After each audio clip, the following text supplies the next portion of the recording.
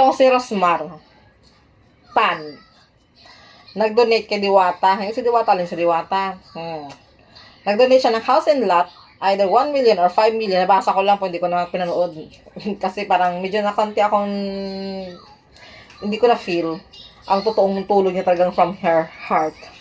Kasi, last week, narinig na, manapanood din na nag-donate si Glenda, yung kakumpintensya ni Rosmar na si Glenda, no, isang CEO din, na nag-donate doon kay Diwata, na something ganyan. So, syempre si Rosmar lang malakas nga daw eh. Kaya, hindi nagpapatalo si Rosmar. Kaya nag-donate siya ng house and lot. O, di ba? Plus pera. Di ba? Pumunta pa talaga siya doon sa area ni Diwata. The which is, before nag-donate si Glenda, pinalabas na meron din siyang Rosmar Paris Overload. Dahil sa narinig niya, nag-donate ang kanyang kakumpintensya, aba, andyan na si Rosmar. Nagpasikat na.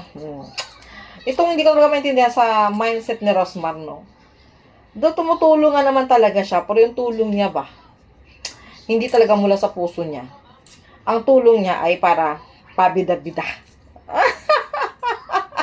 Alam mo, tumulong ka na sa marami pa. Marami pang pwedeng tulungan.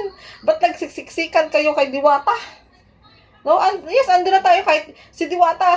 Nung wala pa naman kayo, ano na siya, sumikat siya galing sa sarili niya at nagsikap siya talaga para sa sarili niya. Di ba?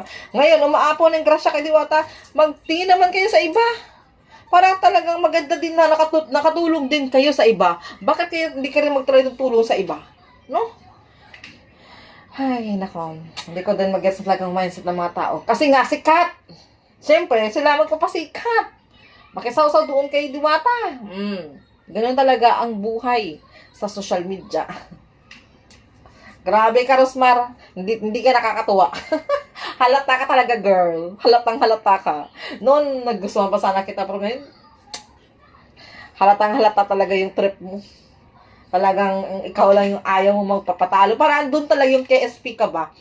Na parang gusto mo lagi kang napapansin. Lagi kang pupurihin. Ganun ang mindset niya. O ngayon, alam niyo na?